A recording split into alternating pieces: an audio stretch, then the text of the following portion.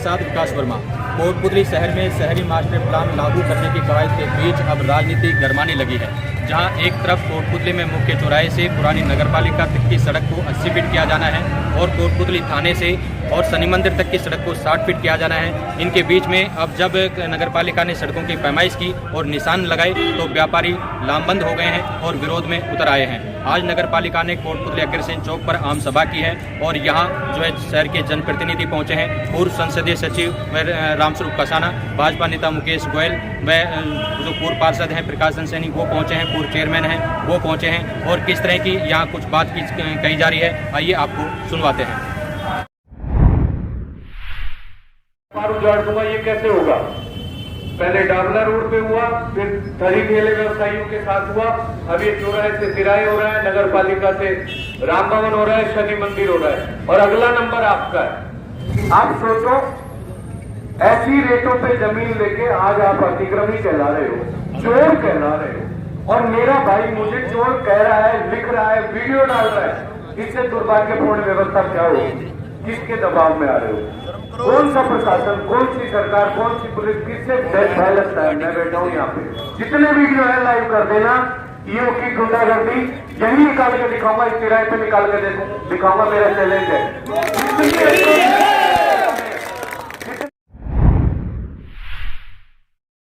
जिस प्रकार की नीति अंग्रेजों ने अपनाई थी, फूट डालो राज करो, आज वही नीति यहाँ के मंत्री जी अपना रहे हैं। फूट डालो राज करो, उनके चलाए हुए फेसबुक पेजों पर भी आपको देखने को मिल जाएगा।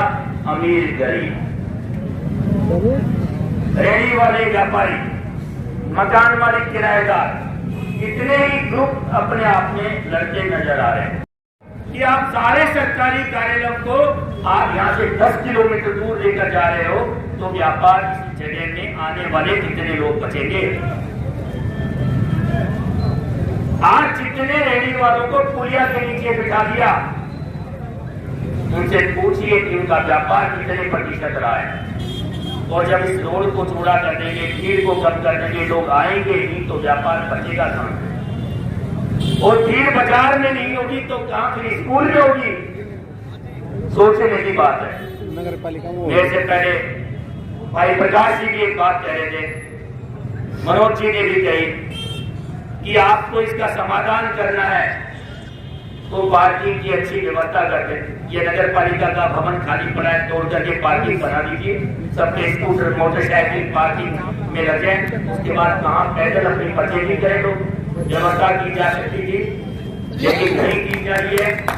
इस व्यवस्था आपको ये तो चिंता नहीं कि कोटपुतली में हमारा सांड की तरह घूम रहे हैं, खुद भी सांड की तरह घूम रहे हो, उन सांडों की व्यवस्था तो करते। आपको ये तो चिंता नहीं कि यहाँ पर कुछ व्यापारियों के लिए, यहाँ के लोगों के लिए जिन्होंने आपको वोट देकर के चेयरमैन बनाया, पार्षद बनाया, कि मैं यहाँ पर अपने फंड से, इस नगर पालिका के फंड से कुछ पेशाब करना, आज इसको पेशाब भी करना हुआ 1 किलोमीटर दूर जाकर नहीं करके आता है। और मैं तो फिर भी आप लोगों का स्वागत करता हूं कि आपने जो भी मुझे नाम दिए, मैं सहर्ष उनको स्वीकार करता हूं।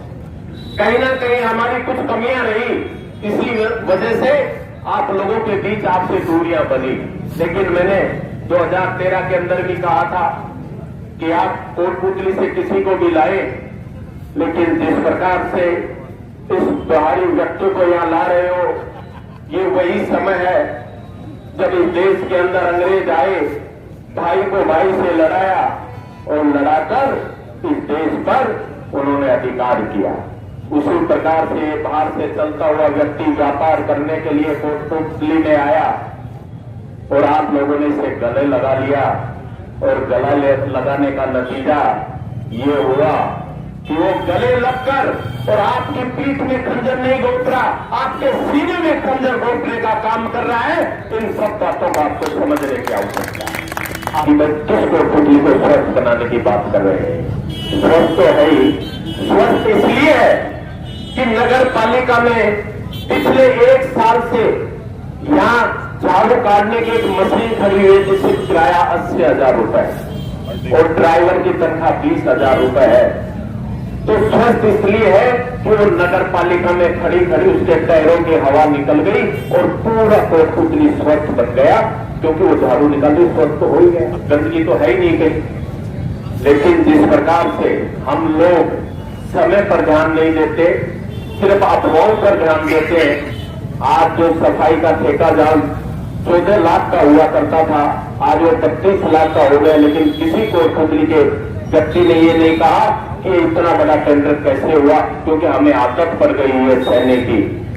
साथियों, हमने जो सहने की आदत डाली तो इन लोगों ने उस बात को आपको कमजोरी समझ लिया, और जब तक आप उसका जवाब नहीं दोगे, आप उसकी ताकत नहीं बनोगे जवाब देने की, जब तक ये आपके ऊपर अत्याचार होता रहेगा, लेकिन उसको कोई बोलने वाला नहीं होगा। इसलिए आया हूं कि मैं सच्चे मन से और एकता के साथ आपको ये विश्वास दिलाने आया हूं कि मैं जैसे भी हूं, सभी व्यापारी भाइयों के साथ कंधे से कंधा मिलाकर चलने के लिए मैं तैयार हूं। सिर्फ ये निवेदन लेकर आप लोगों को कहने आया हूं कि जैसे भी आप लोगों को आवश्यकता पड़े, उसी आवश्यकता में रामस्वरूप कसाना सदैव आप लोगों के साथ है। और रही बात ये कि अगर दुकानें टूटी, और टूटेगी तभी जब हमारी शक्ति कमजोर होगी। हमारे पीछे जो बैठे हुए, जो विभीषण बैठे हुए हैं, उन सबको भी हमें संभालना है। उनके साथ साथ हम सबको एकता के साथ खड़े रहना है। क्या चाहे कुछ भी हो जाए, कुछ भी हो, लेकिन एक भी किसी की भी दुकान की ईंट नहीं टूटनी चाहिए। ऐसा नहीं लगना चाहिए कि आज हमारे जो कोटपुतली में कहावत है, उस कहावत को चिन्हांक मत कर देना कि मुझे कितना भी नुकसान हो जाए, लेकिन पड़ोसी को मेरे से ज्यादा होना चाहिए।